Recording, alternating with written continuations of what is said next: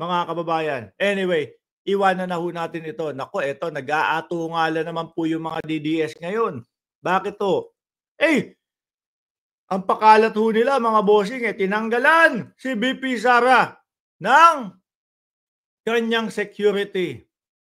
Oh. No?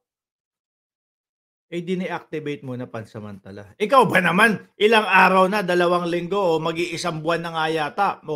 Pagdating ng April 11, isang buwan na ang bise. Di ba? Nawala. Pero nasa na ba ang vice presidente? Nasa Pilipinas na? Nakauwi na ba sila? Nakauwi na yata no? Pero sa haba nung panahon, deactivate muna. Sino, ano yan? Tunganga, nakaganon. Ano trabaho nyo? Wala po nandiyon kami. Deactivate muna pansamantala. Pero walang tinatanggal ho. Walang tinatanggalan, mga bossing. Dahil ang ginawa lang nila, ni-reorganize nila. Pero hindi talaga yung talagang tinanggal. Ano po, sabi dito, eto, pakita ko sa inyo, mabilisan. Alisin ko muna si General Bronner. Ibalik ko na lang siya mamaya. Stop screen. Tapos, punta tayo dito. Ang ginawa daw ho dyan, mga kababayan, inorganisa. Reorganized lang ang nangyari. AFP, Vice President Security Group, reorganized, not disbanded. Ngayon, ang pakalat ng mga DDS, para magmukha na naman kawawa ang ating Vice Presidente, tinanggalan ng security ang Vice Presidente. No? Kawawa. Bakit nila ginagawa to kay Inday Sara Duterte? Mga bossing, naalala nyo, ginawa na din ho nila yan. Nung panahon na nagbawas po ng security para sa Vice Presidente. Putek na yan, ang natira, 400 din No? Nag-iiyaka sila. Ay, ganito, yung mga kasundaluhan, yung mga resign na, yung mga retired na kasundaluhan, magbo-volunteer para dumagdag sa security ni Vice Presidente. Pero wag ka, ang katotohanan ho, 400 pa yung natira doon. Kung di ako nagkakamali, kulang 400 ho.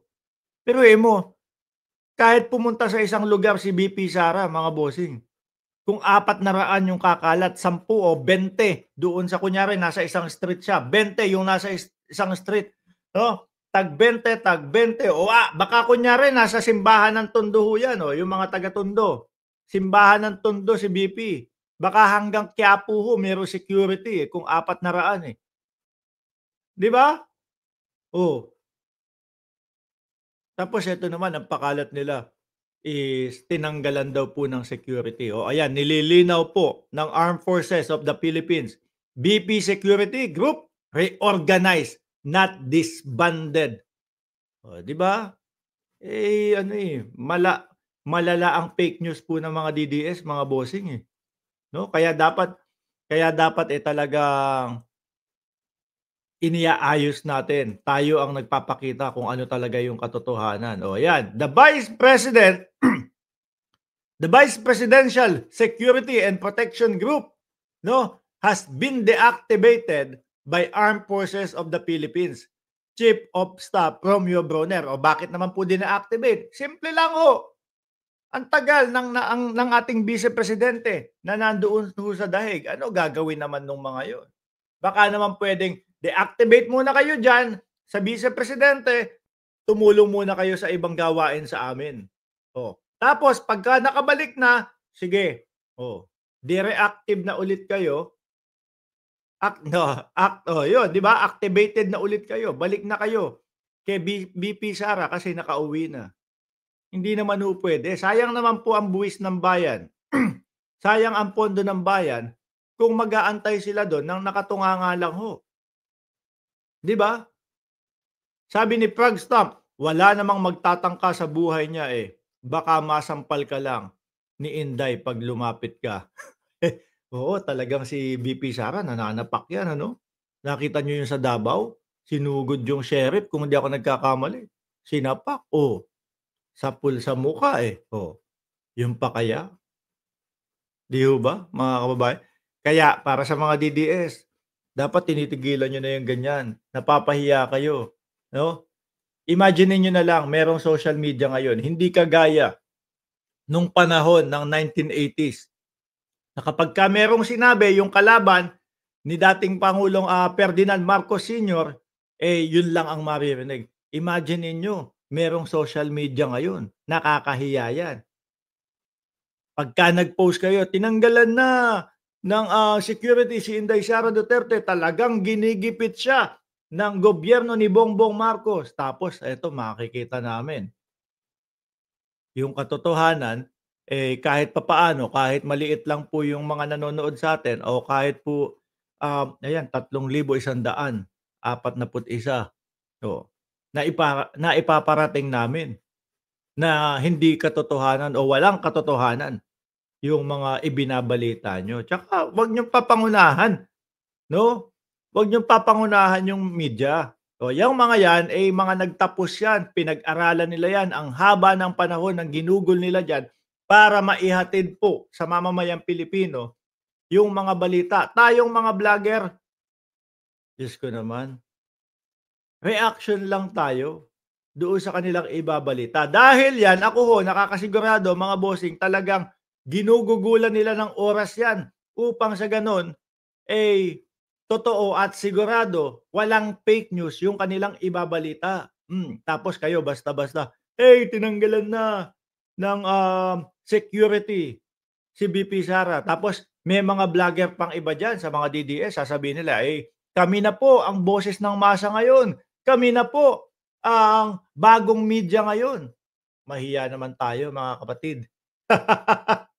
'No? Mahiya naman tayo mga kapatid. Bago dumating sa atin ang mga balitang ito, buhay ang inaalay nila diyan. Oh, lalo na kapagka yung mga digmaan-digmaan ang content ng media, 'di ba? 'Pag buhay, pagka digmaan, talagang iniaalay, tayong mga vlogger hihintayin lang natin. Oh, ano kaya balita ng GMA? Ano kaya ang balita ng ABS? Ano kaya ang balita nitong mga 'to? Tapos saka tayo magrereaksyon. Yun lang dapat tayo, 'no? Respetuhin natin yung hirap, yung tiyaga ng mga 'yan. Dahil yang mga 'yan, nakapagtapos, ginugulan ng panahon ang kanilang propesyon, ang pagbabalita. Naniniwala ako na naging sacrifice lang yung mga vendor sa kalye to protect the high-ranking drug lord, sabi ni Pilipinas. Puwedeng gano'n, 'di ho ba? Mga bossing, kawawa. Dahil yun yung nakikita natin, yung maliliit, tigok. O yung malalaki, hanggang ngayon wala, nasa laya. 'Di ba Cheryl Santamaria at Eddie Restoles at Nelson Tolin at, Boyet Villegas? O, alisin natin si General Bronner. Yan ho, paglilinaw mga kababayan. Wala pong, tinatanggalan ng security group, dine-activate pansamantala dahil ang Vice Presidente ay nandoon sa The Hague. No, ibinalik na din po mga kababayan pagbalik niya ng Pilipinas. Siguro naman din ho kung kayo, magbabakasyon at meron kayong ano, kumbaga meron kayong mga security, 'pag umalis kayo hindi kasama, pagbabakasyonin niyo din. O sige, magbakasyon ka na ngayon, 'no? Para pagbalik ko tuloy-tuloy lang ang trabaho. Nungga lang ho yun mga kababayan. Kaya 'wag tayo agad maniniwala sa mga paganyan-ganyan ho nila. Nasaan tayo dito?